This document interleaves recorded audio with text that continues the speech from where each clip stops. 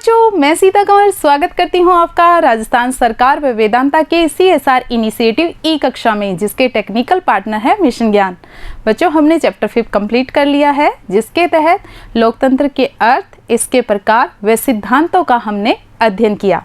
आज से हम शुरू कर रहे हैं चैप्टर 6 केंद्र सरकार यानी सेंट्रल गवर्नमेंट, और इसके फर्स्ट वीडियो के तहत हम अध्ययन करेंगे संसद के प्रथम सदन लोकसभा का। तो चलिए बच्चों शुरू करते हैं। सबसे पहले हम देखते हैं कि सरकार के 3 अंग होते हैं। कौन कौन से अंग होते हैं? व्यवस्थापिका, कार्यपालिका और न्यायपालिका। व्यवस्थापिका को केंद्रीय व्यवस्थापिका और राज्य की व्यवस्थापिका 2 भागों में बांटकर हम पढ़ते हैं।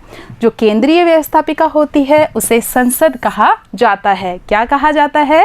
केंद्रीय व्यवस्थापिका को या संघीय व्यवस्थापिका को उसे संसद कहा जाता है। हम केंद्र और राज्य में अलग अलग जो विधायिका है उसका अध्ययन क्यों करते हैं? क्योंकि हमारे यहाँ पर संघात्मक शासन व्यवस्था को अपनाया गया है।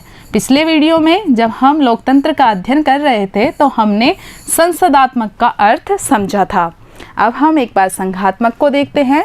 संघात्मक से तात्पर्य होता है जब शक्ति किसी एक केंद्र में केंद्रित न होकर के अलग अलग स्तरों पे बटी होती है। तो अगर हम भारत में देखें तो यहाँ पे केंद्र और राज्यों में शक्तियों का स्पष्ट विभाजन संविधान के द्वारा किया गया है। इसी के साथ ही स्थानीय स्वशासन भी इसमें शामिल है।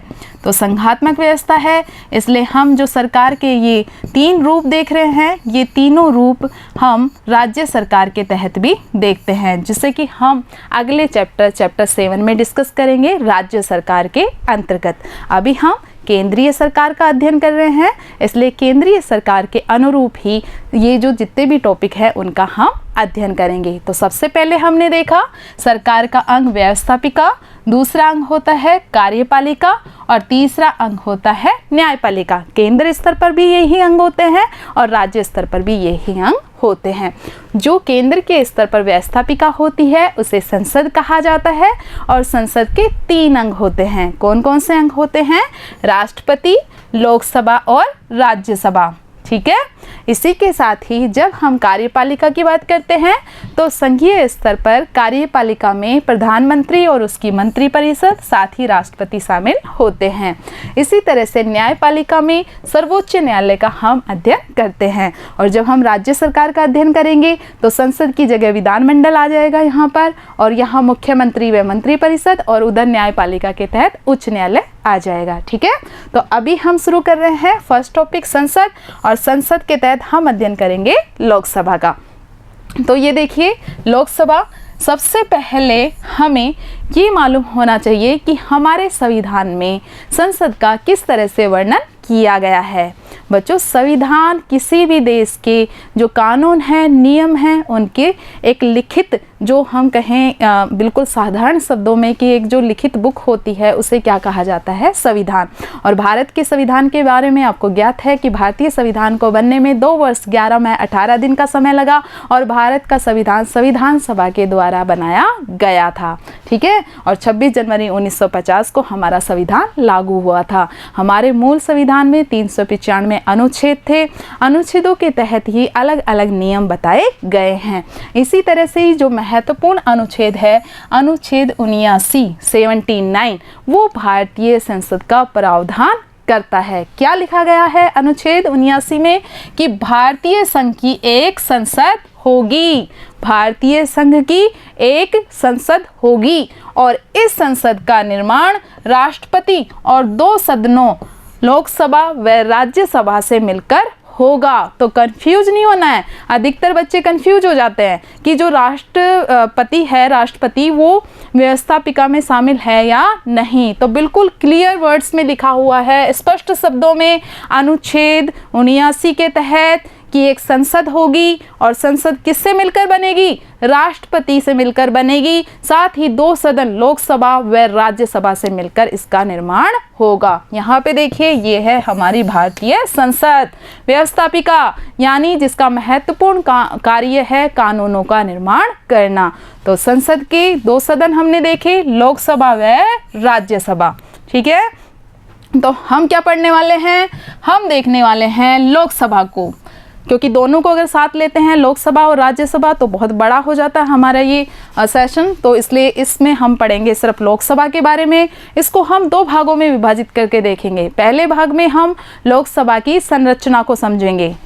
आर्टिकल 81 के तहत अनुच्छेद 81 में लोकसभा की संरचना के बारे में बताया गया है कि कौन कौन से लोग हैं जो लोकसभा के सदस्य के रूप में निर्वाचित होते हैं और कौन सी विधि के माध्यम से इनका निर्वाचन किया जाता है। तो इसके अंतर्गत हम पढ़ने वाले हैं कि लोकसभा की कुल सदस्य संख्या कितनी होनी चाहिए, इसके लिए संविधान क्या प्रावधान करता है। इसी के साथ ही लोकसभा के सदस्य यानी सांसद, इनका चुनाव किस विधि के माध्यम से होगा, इसका भी हम अध्ययन करेंगे। लोकसभा का सदस्य चुने जाने के लिए कौन कौन सी योग्यताओं का प्रावधान हमारे संविधान में किया गया है, उसके बारे में भी जानकारी प्राप्त करेंगे। इसी के साथ ही लोकसभा के कार्यकाल को देखेंगे। लोकसभा के समय समय पर जो अधिवेशन होते हैं उनका भी हम अध्ययन करेंगे। और लास्ट में हम लोकसभा के पदाधिकारी, लोकसभा के अध्यक्ष व उपाध्यक्ष का किस तरह से चयन होता है उसकी भी जानकारी प्राप्त करेंगे। यहाँ पे देखिए लोकसभा की कार्यवाही को दर्शाता हुआ एक चित्र।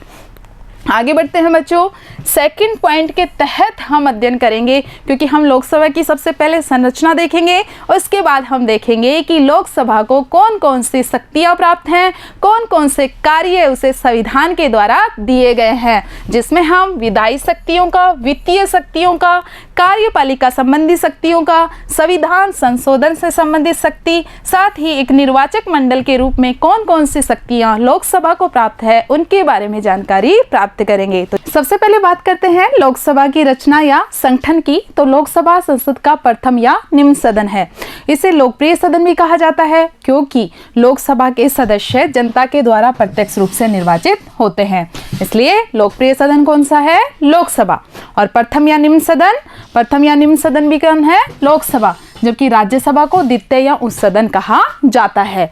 अब इसके रचना को देखते हैं, जिसका वर्णन संविधान के अनुच्छेद 81 में किया गया है कि लोकसभा की अधिकतम सदस्य संख्या कितनी हो सकती है। लोकसभा की अधिकतम सदस्य संख्या 552 हो सकती है।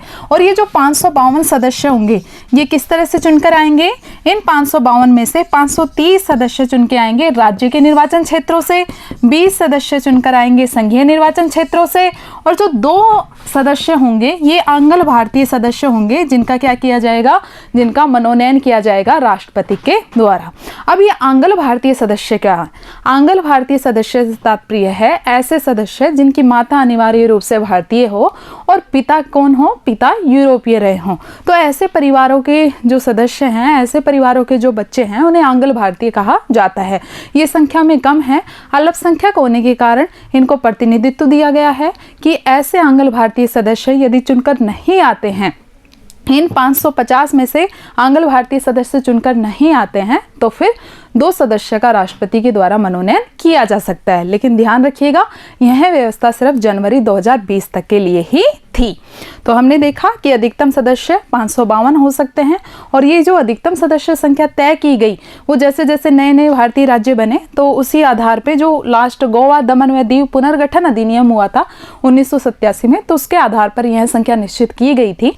और जो वर्तमान सदस्य संख्या है, वर्तमान सदस्य संख्या 545, जिसमें से 523 राज्य के निर्वाचन क्षेत्रों से और 13 संघीय निर्वाचन क्षेत्रों से और 2 आंगल भारतीय, इस तरह से प्रावधान किया गया है। तो हमें याद रखना है लोकसभा संसद का प्रथम या निम्न सदन है, इसे लोकप्रिय सदन भी कहा जा सकता है। और इसकी अधिकतम सदस्य संख्या हो सकती है 552 और वर्तमान है 545। आगे बढ़ते हैं। अभी हमने जो ये सदस्य देखे 545, ये कैसे चुनकर आते हैं, यानी इनकी निर्वाचन की विधि क्या है। तो ये स्पष्ट रूप से हमने कहा कि लोकप्रिय सदन है, हम प्रत्यक्ष रूप से इनको चुनते हैं, यानी जनता अपने मताधिकार का प्रयोग करके, मत दे करके अपने प्रतिनिधियों का डायरेक्ट चुनाव करती है, प्रत्यक्ष इनको चुनती है। और मताधिकार क्या है, ये सार्वभौमिक वयस्क मताधिकार है, यानी भारत में 18 वर्ष या उससे अधिक के व्यक्ति, चाहे वो कोई भी धर्म के हों, कोई भी जाति के हों, कोई भी नस्ल के हों, सभी व्यक्तियों को मताधिकार प्राप्त है। आयु का एक लिमिट है कि 18 साल तो होनी चाहिए। तो सार्वभौम वयस्क मताधिकार के माध्यम से जनता वोट डालती है और लोकसभा सदस्य का यानी सांसद का चुनाव करती है। अब ये जो चुनाव करती है इसमें निर्वाचन जो क्षेत्र होते हैं वो एकल सदस्य होते हैं। मैं उदाहरण लेना चाहूँगी राजस्थान का। राजस्थान से लोकसभा के लिए 25 सीटें हैं, यानी लोकसभा में जो सांसद चुने जाते हैं 25 सांसद भेजता है राजस्थान चुन करके। तो इसके लिए राजस्थान को 25 निर्वाचन क्षेत्रों में बांट दिया जाता है और ये जो सदस्य संख्या निर्धारित की जाती है ये कि कौन सा राज्य कितने सदस्य भेजेगा, ये सदस्य संख्या उस राज्य की जनसंख्या के अनुपात में निर्धारित की जाती है। तो जब हम सबसे ज़्यादा सदस्य संख्या की बात करते हैं तो सभी राज्य में सबसे ज़्यादा सदस्य संख्या किसकी है? उत्तर प्रदेश की है। 80 सीटें हैं उसकी लोकसभा में।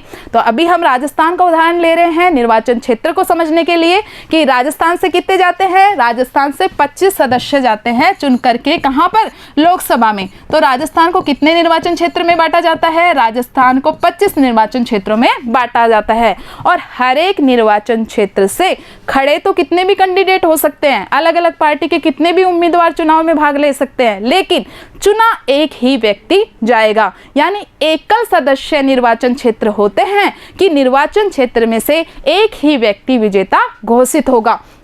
और वो व्यक्ति विजेता कैसे घोषित होगा? बहुमत के आधार पे, बहुमत के सिद्धांत को अपनाया गया है। आगे हम देखेंगे बच्चों कि चुनाव की विधियां होती हैं जिसमें एक विधि भारत में अपनाई गई है बहुमत की विधि, है ना, और दूसरी विधि है आनुपातिक प्रतिनिधित्व की एकल संक्रमणीय मत पद्धति जो कि राष्ट्रपति के निर्वाचन में काम आती है और हम देखते हैं राज्यसभा में भी काम आती है जो कि अप्रत्यक्ष निर्वाचन की विधि है। यहाँ पे प्रत्यक्ष निर्वाचन होता है और जिस सदस्य को ज़्यादा वोट प्राप्त होते हैं, बहुमत प्राप्त होता है ना, तो इस विधि को फर्स्ट पास्ट द पोस्ट भी कहा जाता है।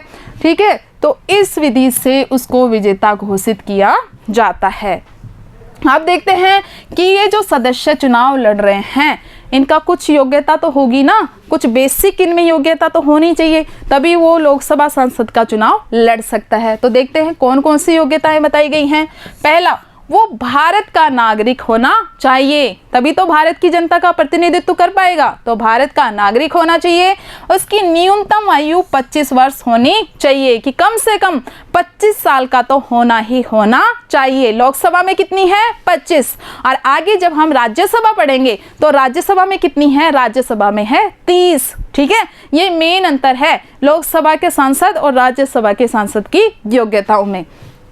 थर्ड इसमें पॉइंट बता रखा है कि केंद्र या राज्य सरकार के अधीन किसी लाभ के पद पर न हो। तो संविधान में क्लियरली लाभ के पद को परिभाषित नहीं किया गया है, लेकिन कुछ ऐसे पद बताए गए हैं जो कि लाभ के पद में शामिल नहीं हैं। तो कौन कौन से ऐसे पद हैं जिन्हें लाभ के पद में नहीं गिना जाएगा? जिसमें आता है राष्ट्रपति का पद। किसका पद आता है? राष्ट्रपति का पद आता है। ठीक है, उपराष्ट्रपति का पद आता है। तो ये कुछ पद है जो कि लाभ के पद में नहीं गिने जाएंगे, है ना। राज्यपाल का पद भी आता है और इनको अलग से इस्तीफा नहीं देना पड़ेगा।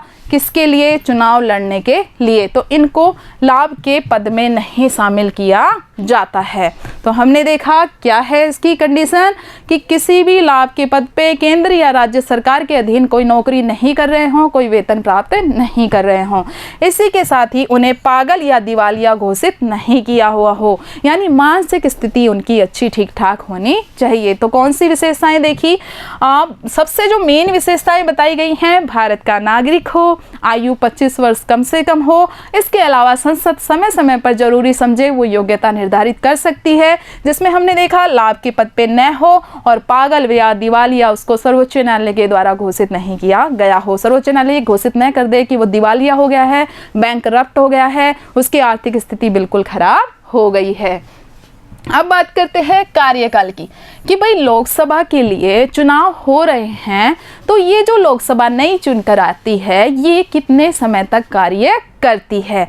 तो बच्चों, जब हम लोकसभा के कार्यकाल की बात कर रहे हैं तो मैं तुम्हें थोड़ा बेसिक बता देती हूँ कि हमारी जो प्रथम लोकसभा थी, हमारी प्रथम लोकसभा के लिए चुनाव हुए थे अक्टूबर 1951 से लेकर अक्टूबर 1951 से लेकर के फरवरी 1952 तक ये चुनाव चले थे। ठीक है, उसके बाद जो हमारी पहली लोकसभा का गठन किया गया था, वो गठन कब किया गया था? वो गठन किया गया था अप्रैल 1952 में। और फिर जो लोकसभा की पहली बैठक हुई थी, वो बैठक हुई थी मई 1952 में, यानी मई 1952 में। तो समझ में आया आपको? प्रथम लोकसभा। और हमारी प्रथम लोकसभा के अध्यक्ष कौन थे? गणेश वासुदेव मावलंकर। ठीक है, तो वो उसके अध्यक्ष थे। तो ये हमने कुछ बेसिक बात जानी। अभी हम देखते हैं लोकसभा का कार्यकाल सामान्यतः 5 वर्ष होता है, यानी सामान्यतः 5 साल के लिए लोकसभा कार्य करती है। हालांकि प्रधानमंत्री के परामर्श पर राष्ट्रपति के द्वारा इसे समय से पहले भी भंग किया जा सकता है। ठीक है, अब तक कम से कम 9 बार तो भंग की ही जा चुकी है। ठीक है, तो ये हमने कार्यकाल देखा। कितना होता है कार्यकाल? 5 साल का होता है। अब बात करते हैं लोकसभा के अधिवेशन की। तो प्रतिवर्ष संसद के 3 महत्वपूर्ण अधिवेशन होते हैं। ठीक है, बजट अधिवेशन, वर्षाकालीन और शीतकालीन अधिवेशन। तो ये तीनों अधिवेशन होते हैं। इनकी कंडीशन ये है कि ये जो अधिवेशन हो रहे हैं, इसमें 2 बैठक में 6 माह से अधिक का अंतर नहीं होना चाहिए, यानी 6 माह के अंदर अंदर तो इनका आयोजन हो ही जाना चाहिए। इसके अलावा जो ये अधिवेशन होते हैं, इनको बुलाने का काम कौन करता है? इनको बुलाने का काम और इनको स्थगित करने का कार्य राष्ट्रपति के द्वारा किया जाता है। तो ये बच्चों इंपॉर्टेंट फैक्ट हैं। जब हम लोकसभा की संरचना की बात करते हैं तो हमें ये तथ्य याद होने चाहिए कि अधिवेशन किसके द्वारा बुलाए जाते हैं? राष्ट्रपति के द्वारा। लेकिन जो ये अधिवेशन होते हैं लोकसभा के, इनकी अध्यक्षता किसके द्वारा की जाती है? इनकी अध्यक्षता की जाती है लोकसभा अध्यक्ष के द्वारा। आगे देखते हैं लोकसभा के पदाधिकारी, यानी जो लोकसभा अध्यक्ष हैं या उपाध्यक्ष हैं, उनका किस तरह से चुनाव होता है, क्या उनकी व्यवस्था की गई है। तो संविधान में स्पष्ट रूप से व्यवस्था की गई है। अनुच्छेद 93 के तहत क्या लिखा गया है अनुच्छेद में? कि लोकसभा अपने सदस्यों में से एक अध्यक्ष चुनेगी और एक क्या चुनेगी? उपाध्यक्ष चुनेगी। जैसे हम क्लास में चुनते हैं ना, एक मॉनिटर चुनते हैं, कहते हैं भाई हाथ खड़े करो कितने लोग इसका समर्थन कर रहे हैं। ठीक वैसे ही समझ लो कि लोकसभा अपने सदस्य में से एक अध्यक्ष का चुनाव करेगी और एक उपाध्यक्ष का चुनाव करेगी। मॉनिटर भी चुनते हैं ना, मॉनिटर नंबर 1, मॉनिटर नंबर 2। क्या काम होता है मॉनिटर का? मॉनिटर का काम होता है कक्षा में व्यवस्था बनाए रखना, अनुशासन बनाए रखना। ठीक, आप उसी से ही रिलेट करते हुए इस चीज़ को समझो कि लोकसभा अध्यक्ष का जो मेन कार्य होता है सदन में शांति व्यवस्था को बनाए रखना। तो ये देखिए, लोकसभा हमने देखा अपने सदस्य में से ही एक अध्यक्ष चुन लेगी, एक उपाध्यक्ष चुन लेगी। अब जितने भी ये जो लोकसभा है, इनको कैसे पद से हटाया जा सकता है, यानी इनको जब बनाने का प्रावधान संविधान में किया गया है, तो इनके हटाने के लिए क्या व्यवस्था की गई है। तो लोकसभा तत्कालीन सदस्यों के बहुमत से प्रस्ताव पारित करके अध्यक्ष व उपाध्यक्ष को उनके पद से हटा सकती है, यानी अपने सदस्यों के बहुमत से। पहले उसने अपने सदस्यों में से ही अध्यक्ष का निर्माण करवाया, मतलब अध्यक्ष बनाया। अब उन्हीं सदस्यों के बहुमत से अध्यक्ष को उसके पद से भी हटाया जा सकता है, यदि वो ढंग से अपने कार्यों का निर्वहन नहीं कर रहा है। तो हमने देखा पद से हटा सकते हैं, लेकिन 2 कंडीशन लगा दी, यहाँ पे 2 शर्त लगा दी। क्या? कि एक तो प्रस्ताव प्रस्तुत करने से 14 दिन पहले उस अध्यक्ष को बताना होगा कि भाई आपके खिलाफ प्रस्ताव लाया जा रहा है, और दूसरा प्रस्ताव जो लाया जाएगा ना, उसमें कम से कम 50 जो लोकसभा के सांसद हैं उनकी सहमति होनी चाहिए। तो ये हमने कंडीशन देखी कि किस तरह से लोकसभा अपने सदस्यों में से अध्यक्ष चुनती है और फिर सदस्यों के बहुमत के आधार पे उनको उनके पद से हटा भी सकती है। अब है कि लोकसभा जो अध्यक्ष है उसका वेतन क्या होगा। तो लोकसभा अध्यक्ष का वेतन समय समय पर संसद के द्वारा निर्धारित किया जाता है। तो हमें जानकारी होनी चाहिए लोकसभा अध्यक्ष का वेतन किसके द्वारा निर्धारित किया जाता है, संसद के द्वारा। और अगर हम देखें ना, जो पूरी मंत्री परिषद होती है, तो प्रधानमंत्री को छोड़ दो, आप प्रधानमंत्री को छोड़ दो, और उसके बाद हम देखते हैं ना तीसरे नंबर पे जो आता है वो अपना लोकसभा अध्यक्ष का पद ही आता है। प्रधानमंत्री, उप प्रधानमंत्री और फिर लोकसभा अध्यक्ष का ही पद आता है। वर्तमान अगर हम लोकसभा अध्यक्ष देखें तो कौन है, ओम बिरला। और मेरे को ये भी बताओ करंट नॉलेज के हिसाब से वर्तमान में कौन सी लोकसभा चल रही है, 17वीं लोकसभा। ठीक है, लोकसभा के जो चुनाव होते हैं ना उनको हम आम चुनाव भी कह देते हैं। आम चुनाव क्यों कहते हैं, क्योंकि उसमें सारी जनता भाग लेती है, इसलिए उसको आम चुनाव कहा जाता है। तो अभी फिलहाल जो चल रही है वो 17वीं लोकसभा चल रही है। और 17वीं लोकसभा के अध्यक्ष कौन है, 17वीं लोकसभा के अध्यक्ष हैं ओम बिरला जी। अब ये जो लोकसभा अध्यक्ष हैं ये क्या क्या कार्य करेंगे, क्या इनको शक्तियां प्रदान की गई हैं। तो हम जब बात करते हैं संसद की, तो भारत में जो संसदात्मक व्यवस्था है वो ब्रिटेन से ली गई है। तो भारत की जो हम विधायिका देखते हैं और ब्रिटेन की विधायिका, इनकी संरचना लगभग समान है, क्योंकि ब्रिटेन में भी जो सम्राट होता है वो उसी का ही अंग होता है, जैसे राष्ट्रपति अंग है विधायिका का। इसी के साथ ही उसमें भी 2 सदन होते हैं। तो जो निचला सदन है हाउस ऑफ कॉमन्स, एक सदन है हाउस ऑफ लॉर्ड्स और एक है हाउस ऑफ कॉमन्स। तो जो ब्रिटिश हाउस ऑफ कॉमन है उसके अध्यक्ष को जो पावर मिली हुई हैं लगभग वो ही पावर लोकसभा अध्यक्ष को मिली हुई हैं। तो देखते हैं कौन कौन से कार्य करता है। इंपॉर्टेंट क्वेश्चन है, अलग से भी पूछ लिया जाता है लोकसभा अध्यक्ष के बारे में। तो लोकसभा अध्यक्ष का कार्य है कि ये जो लोकसभा के 3 सत्र अपन ने देखे थे जिनको राष्ट्रपति बुलाता है, तो ये उनकी अध्यक्षता करता है। इसी के साथ ही यह सदन में शांति व्यवस्था व अनुशासन बनाए रखने के लिए जिम्मेदार होता है। हम देखते हैं ना, कई बार कार्यवाही देखा करो लोकसभा टीवी पे, राज्यसभा इन पे आती रहती है कि जो अध्यक्ष होता है उसकी पूरी जिम्मेदारी होती है। संसद के जो सदस्य होते हैं वो आपस में वाद विवाद ज़्यादा बढ़ जाता है तो शांत कराने का भी काम करता है, और कई बार क्या करता है, पनिश भी करता है अगर कोई नियम को तोड़ता है, सदन के नियमों को। लोकसभा अध्यक्ष का हमने पहला कार्य देखा। सेकंड हम देखते हैं कि लोकसभा अध्यक्ष है ना, ये निर्णय करता है कि कोई जो विधेयक है वो धन विधेयक है या नहीं।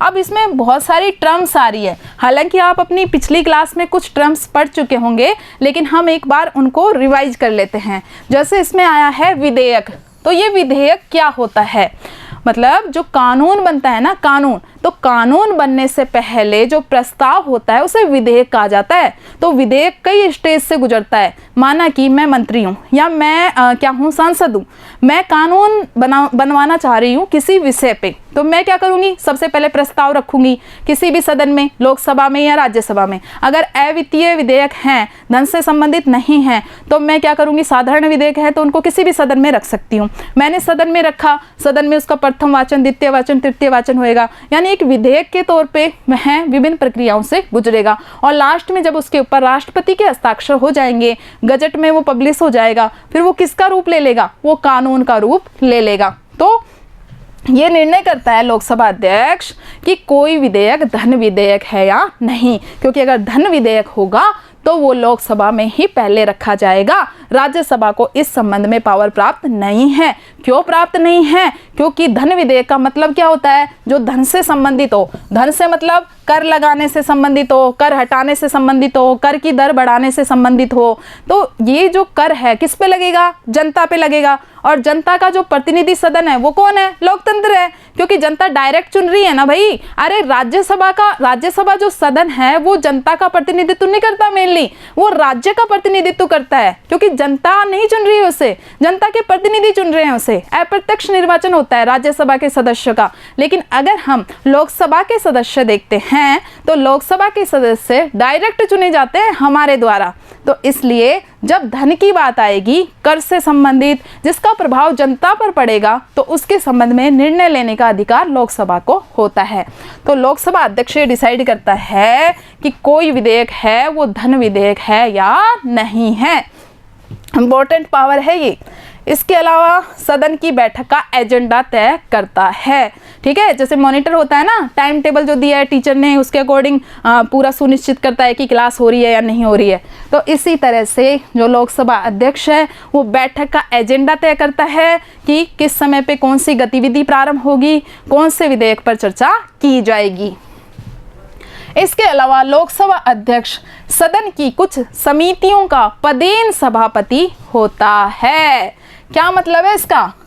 पदेन सभापति का। अच्छा, ये जो पदेन है ना, पदेन, इसको समझ लो क्योंकि ये अपन राज्यसभा में भी पढ़ेंगे। राज्यसभा में हम देखेंगे कि जो राज्यसभा का अध्यक्ष होता है, सभापति, वो उपराष्ट्रपति होता है और उपराष्ट्रपति राज्यसभा का पदेन सभापति होता है। तो वहाँ भी ये आएगा पदेन। पदेन का मतलब है कि लोकसभा अध्यक्ष है पहले। फर्स्ट पद क्या है? लोकसभा अध्यक्ष। लोकसभा का अध्यक्ष बना तब उसको अगली जिम्मेदारी मिली समिति के अध्यक्ष के रूप में।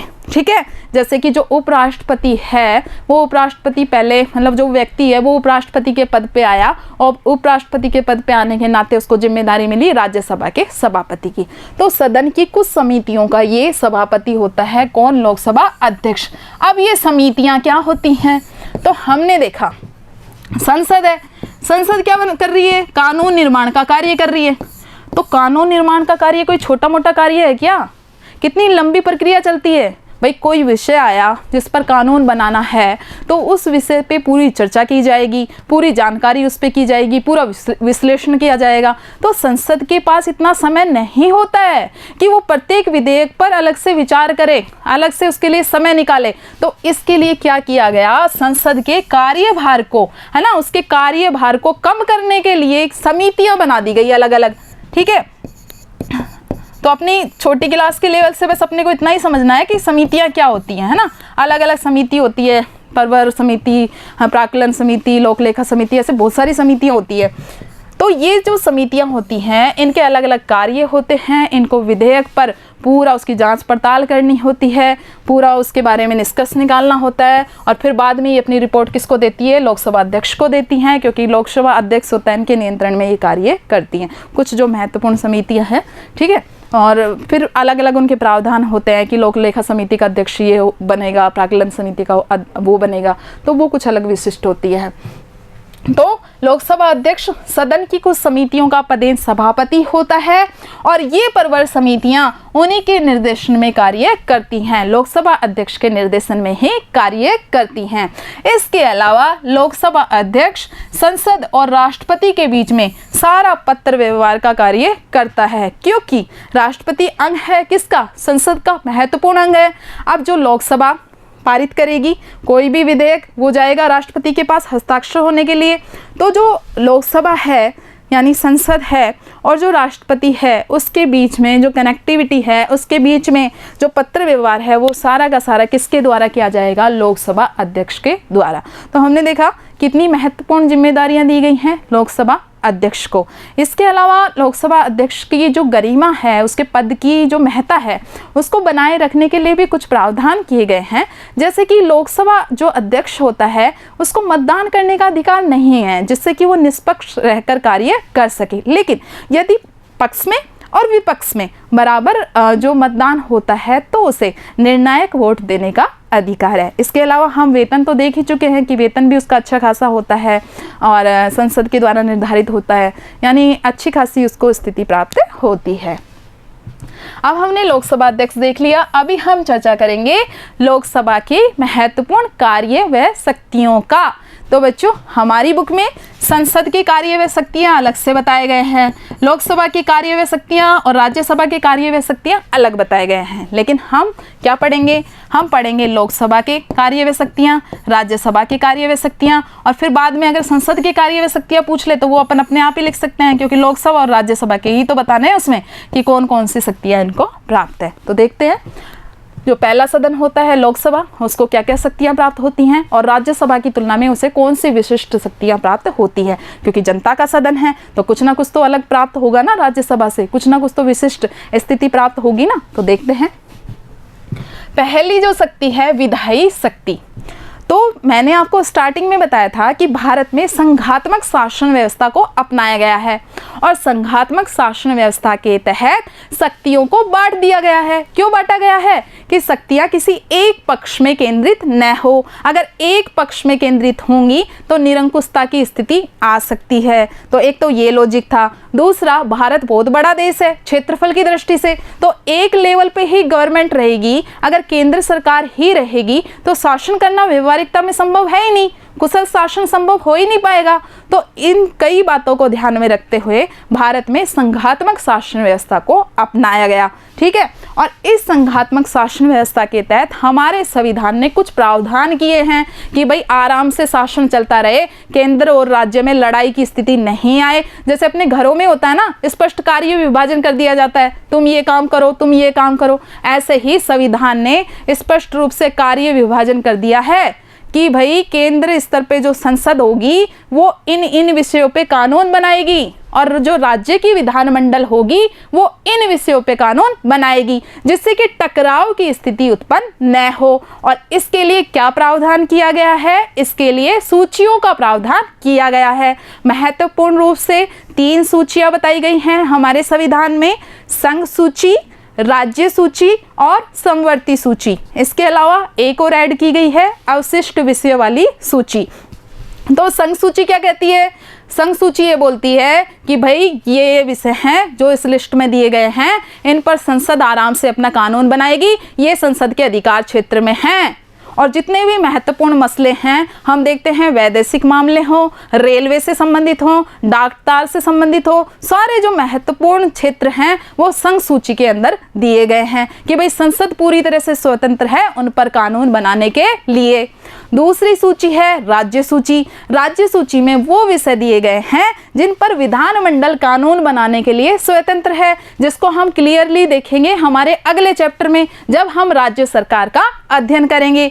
और तीसरी सूची है समवर्ती सूची। क्या है इस सूची में प्रावधान? कि भाई इस पर केंद्र सरकार भी कानून बना सकती है, जो जो विषय इसमें दिए गए हैं, और इसमें राज्य सरकार भी कानून बना सकती है। लेकिन इसमें स्पष्ट लिखा गया है कि अगर किसी विषय पे दोनों में मतभेद हो गया, यानी संसद ने जो कानून बनाया उस विषय पे और वही कानून उस विषय पे राज्य सरकार ने बनाया और दोनों में टकराव हो गया, दोनों अलग अलग बात कह रहे हैं दोनों के कानून, तो ऐसी स्थिति में कानून जो केंद्र ने बनाया है वो ही माना जाएगा। कौन सी सूची में? समवर्ती सूची में। ठीक है, तो समवर्ती सूची में दोनों को इसलिए कानून बनाने की पावर दी गई है क्योंकि ये ऐसे विषय शामिल होते हैं, इसमें जैसे पुलिस है, विवाह है, ये ऐसे विषय शामिल होते हैं जिनसे राज्य भी प्रभावित होता है और केंद्र भी प्रभावित होता है। इसलिए दोनों को इसमें कानून बनाने की पावर दी गई है। लेकिन श्रेष्ठता किसकी स्वीकार की गई है? श्रेष्ठता इसमें संसद की स्वीकार की गई है। और जो सबसे लास्ट सूची है अवशिष्ट विषयों वाली, वो तो केंद्र को ही दी गई है। उसमें नए नए विषय ऐड होते रहते हैं समय के हिसाब से और भाई केंद्र उस पर कानून बनाती रहती है। तो हमने एक बेसिक जानकारी प्राप्त की, ये सूची है, इनके हिसाब से कानून बनाए जाएंगे। अब देखते हैं अपन लोकसभा की विधायी शक्ति कि जो लोकसभा है वो संघ सूची, समवर्ती सूची व अवशिष्ट विषयों पर, साथ ही कुछ विशेष परिस्थितियां होने पर राज्य सूची पर भी कानून बना सकती है। अब ये विशेष परिस्थितियां क्या है बच्चों? विशेष परिस्थितियों से मतलब है कि जब राज्यसभा आर्टिकल 249 के तहत अनुच्छेद 249 के तहत ये घोषित कर दे कि राज्य सूची का ये विषय राष्ट्रीय महत्व का है, संसद को इस पर कानून बनाना चाहिए, तो संसद उस राज्य सूची के विषय पर कानून बना सकती है।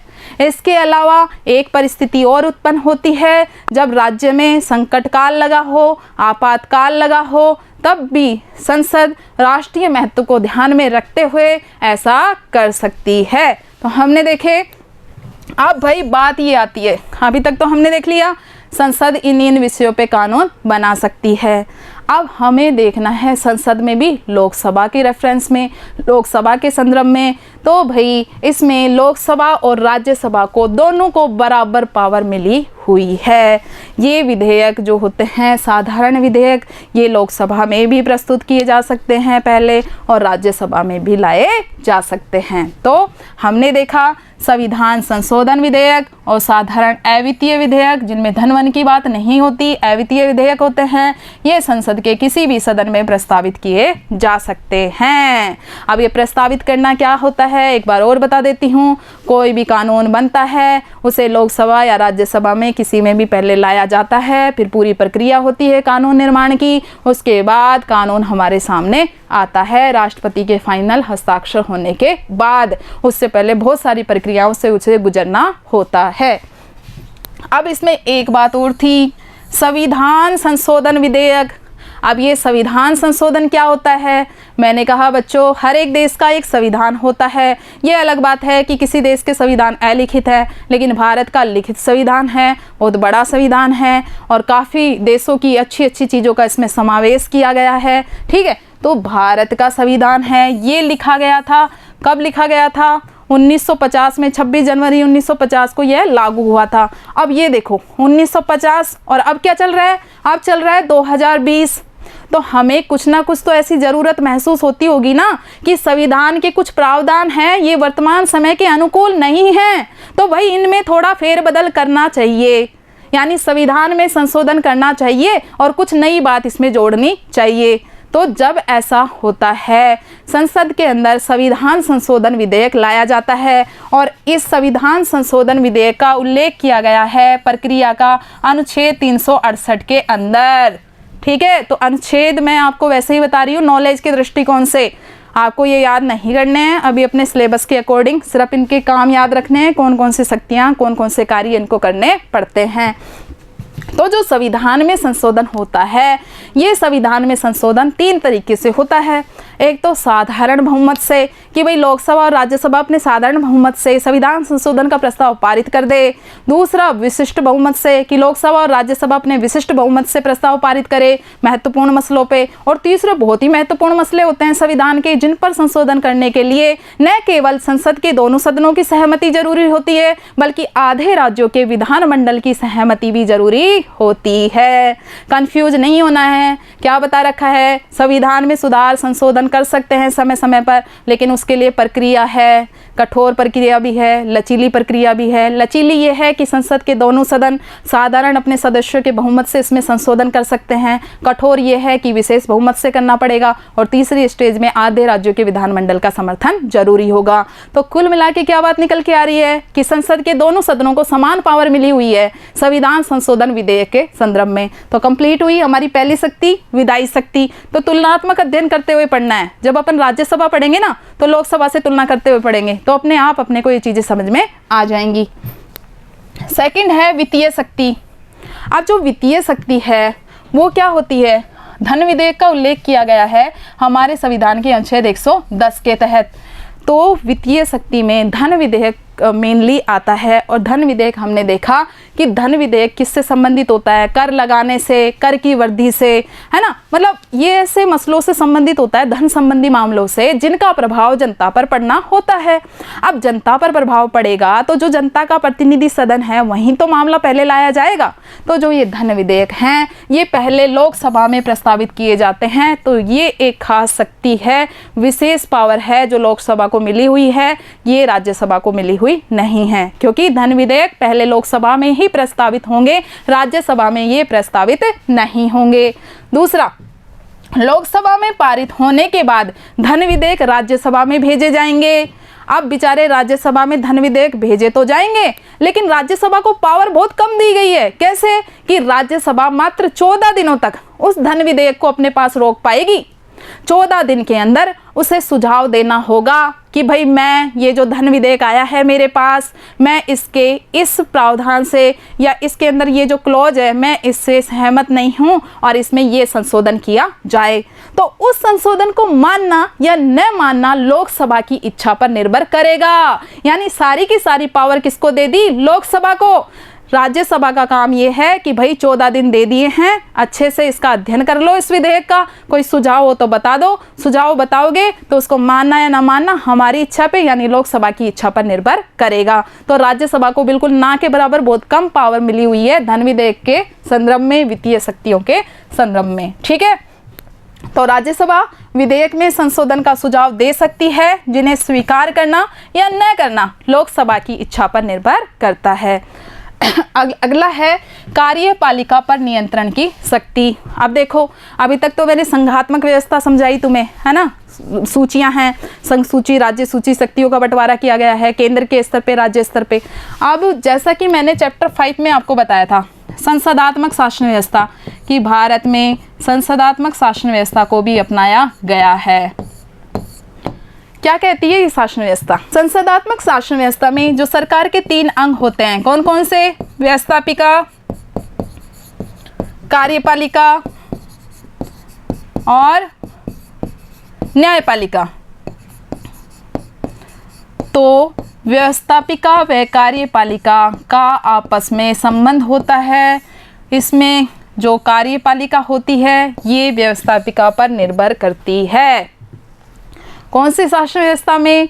संसदात्मक शासन व्यवस्था में। ठीक है, तो संसदात्मक शासन व्यवस्था में चूंकि कार्यपालिका व्यवस्थापिका के प्रति उत्तरदायी होती है। क्यों होती है उत्तरदायी? क्योंकि कार्यपालिका का चयन व्यवस्थापिका में से ही होता है। यानी व्यवस्थापिका में, संसद में जो पहला सदन है लोकसभा, उसमें जिस दल को बहुमत प्राप्त होगा उस दल के नेता को ही राष्ट्रपति के द्वारा प्रधानमंत्री पद के लिए आमंत्रित किया जाएगा, और प्रधानमंत्री कार्यपालिका में ही होता है। तो कार्यपालिका अपने अस्तित्व के लिए किस पर निर्भर करती है? व्यवस्थापिका पे, और व्यवस्थापिका के प्रति ही उत्तरदायी होती है। तो इसमें हमने देखा कि लोकसभा में बहुमत दल का नेता प्रधानमंत्री बन रहा है, तो सारी पावर किसको प्राप्त होगी? अधिकतर जो मेन पावर है वो प्राप्त होगी लोकसभा को। कैसे? संसदात्मक व्यवस्था के अनुसार संघीय कार्यपालिका संसद, और संसद में भी कौन? लोकसभा। लोकसभा के प्रति कार्यपालिका उत्तरदायी होती है। और ये मंत्रिमंडल, ये जो मंत्री परिषद है, प्रधानमंत्री और मंत्री परिषद, ये उस वक्त तक ही अपने पद पर रह सकते हैं जब तक उसे लोकसभा में विश्वास प्राप्त है। तो जब हम बात करेंगे ना, क्या, जब हम राज्यसभा पढ़ेंगे तो उसमें देखेंगे कि राज्यसभा प्रधानमंत्री और मंत्री परिषद यानी कार्यपालिका पर नियंत्रण रखने के लिए प्रश्न पूछ सकती है, पूरक प्रश्न पूछ सकती है, कार्य स्थगन प्रस्ताव पारित करवा सकती है, लेकिन अविश्वास प्रस्ताव पारित नहीं कर सकती। अविश्वास प्रस्ताव पारित करके कार्यपालिका को हटाने का अधिकार तो सिर्फ लोकसभा को ही प्राप्त है। नेक्स्ट है 4th पावर, संविधान संशोधन की शक्ति। ये हम देख चुके हैं। अनुच्छेद 368 के तहत लोकसभा राज्यसभा के साथ मिलकर संविधान में संशोधन का कार्य करती है। नेक्स्ट है निर्वाचक मंडल के रूप में कार्य। ये सबसे अंतिम शक्ति बताई गई है। अनुच्छेद 54 के तहत लोकसभा, राज्यसभा और विधानसभा के साथ मिलकर एक निर्वाचन मंडल बनता है राष्ट्रपति के चुनाव के लिए। 3rd वीडियो में हम राष्ट्रपति की चुनाव पद्धति को डिस्कस करेंगे, बहुत ही इंपॉर्टेंट टॉपिक है वो। तो जो राष्ट्रपति के चुनाव के लिए निर्वाचन मंडल बनता है उसमें लोकसभा के सदस्य, राज्यसभा के सदस्य और विधानसभा के सदस्य शामिल होते हैं। तो लोकसभा की ये शक्ति है कि वो निर्वाचक मंडल के रूप में कार्य करती है। अनुच्छेद 54 के तहत राष्ट्रपति के निर्वाचन कार्यों में भाग लेती है। तो बच्चों, हमने लोकसभा की संरचना को समझा। कितने सदस्य होते हैं? वर्तमान 545 सदस्य हैं, अधिकतम 552 हो सकते हैं। प्रत्यक्ष रूप से चुने जाते हैं। जनता अपने मताधिकार का प्रयोग करके लोकसभा के सदस्यों को चुनती है। लोकसभा अपनी कार्य के संचालन करने के लिए एक अध्यक्ष बनाती है, एक उपाध्यक्ष बनाती है। लोकसभा अध्यक्ष के कार्य हमने देखे, और फिर संसद के प्रथम सदन, लोकप्रिय सदन के रूप में लोकसभा को क्या क्या कार्य करने होते हैं और कौन सी महत्वपूर्ण शक्तियाँ संविधान के द्वारा उसे प्रदान की गई है, उसका हमने विस्तारपूर्वक अध्ययन प्राप्त किया। आपको वीडियो देखना है, कोई चीज़ समझ में नहीं आए वापस से उसको रिपीट करके वीडियो में देख लेना और अच्छे से अपने नोट्स तैयार करना। ठीक है, धन्यवाद।